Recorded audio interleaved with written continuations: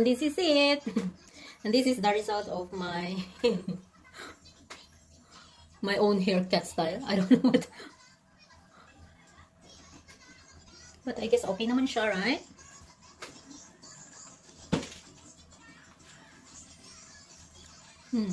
I guess okay naman siya, guys. Ano lang siya, layer slash layer. I guess okay siya. Hindi na kailangan pumunta sa salon para magpagupit because it's so expensive here in Korea, you know? So, my own style na lang. But maybe the color na lang is need to fix soon. So, yeah, maybe soon I need to change the color my hair before I go to vacation. Yeah. Right? It's good? Okay siya, guys. Ewan ko sa likod. Okay naman siya.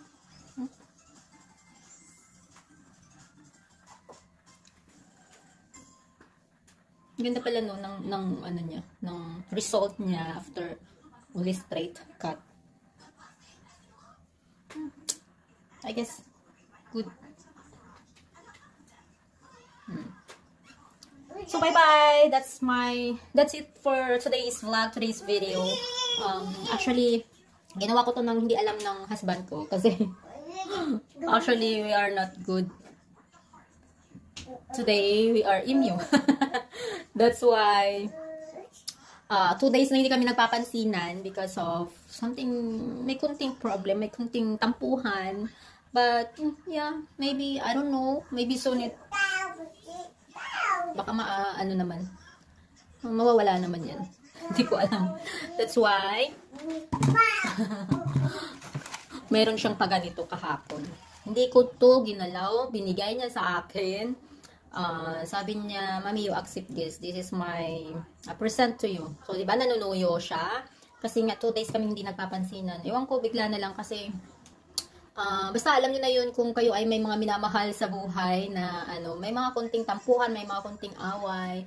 So, ito yata yung way niya para suyuin ako. Kasi hindi ko talaga siya pinapansin dahil gusto ko maging maging siya sa sarili niya.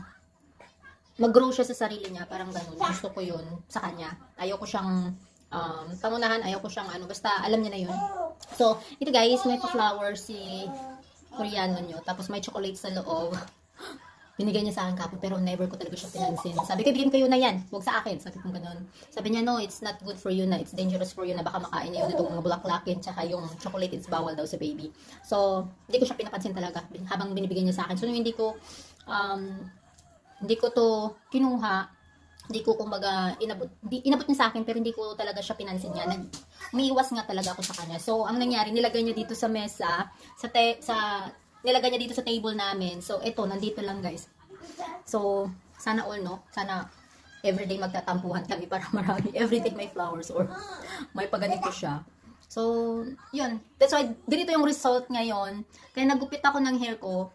Ewan ko kung anong Ewan ko kung ano yung masasabi niya mamaya dito sa buhok ko. Tapos, ayun. Kasi hindi talaga kami napapansin. Ewan ko kung mapapansin niya mamaya. Tingnan ko lang. So, pero before pa kami nagkatampo, nagpaalam na ako sa kanya na magpagupit ako ng buhok ko. I mean, gugupitin ko yung buhok ko sa sarili ko. Ako yung gugupit mismo. Sabi niya, we visit na lang in salon. Sabi ko, no, because it's so expensive. So, kaya, ngayon ko naisipan na ganituhin yung buhok ko. So, okay naman siya guys, diba? So, ayun. Ewan ko, malalanta itong bulaklak. Bahala siya sa buhay niyo, charot. So, ayun lang guys, yung for today's video. So, bye-bye! Thank you for watching!